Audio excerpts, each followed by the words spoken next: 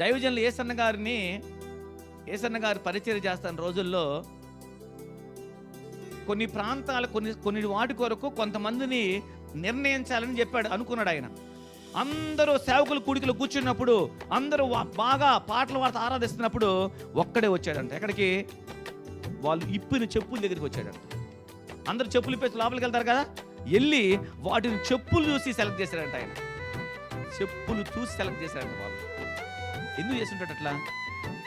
ఒకవేళ వాడి మొహం చూస్తే నేను వాడిని ఇష్టపడతానేమో. అంటే ఏ పని ఎవడికి ఇవ్వాలన్నా అది నా ఇష్టం కాదు కదా. నా ఇంట్లో పని అది ఏమైనా ఇవ్వడానికి? నా ఇంట్లో పని అది నేనేమైనా ఇవ్వడానికి?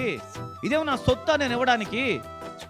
వెళ్ళి చెప్పులు సెలెక్ట్ చేసి పక్కన పెట్టి మీటింగ్ అయిపోయిన తర్వాత ఈ చెప్పులు కలను పైకి రమ్మని పిలిపించి వాళ్ళకప్పుడు ఆ పని అప్పగించాడు. మీరు ఈ పని చేయాలమ్మా అని చెప్పి.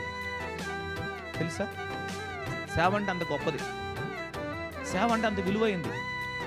అది ఎరిగిన పౌలు గారు అంటారు, నేను దేన్ని ఇష్టపడి చేయాల్సింది ఇది కదా. నువ్వు ఇష్టపడి నీ కొడుకును పెంచావంటే అది గొప్పతనం ఏం కాదు. నువ్వు ఇష్టపడి భూమి మీద సంపాదించుకున్నావంటే అది గొప్పతనం ఏం కాదు. నువ్వు కన్నావు కాబట్టి ఇష్టపడి పెంచావు అంతే. ఏంటి దాని వెనక వాళ్ళు రీజను? కానీ ఇది చూసావా, ఈ ఇష్టం ఏం తెలుసా? ప్రతిరోజు నిన్ను నువ్వు చంపుకోవాలి. ప్రతిరోజు నిన్ను ఈ లోకములో ఉన్న దాని వైపు చూడకూడదు. నీ ప్రతి క్షణం దేవుడి యొక్క ఇష్టమే నెరవేరాలి. ఆమేన్.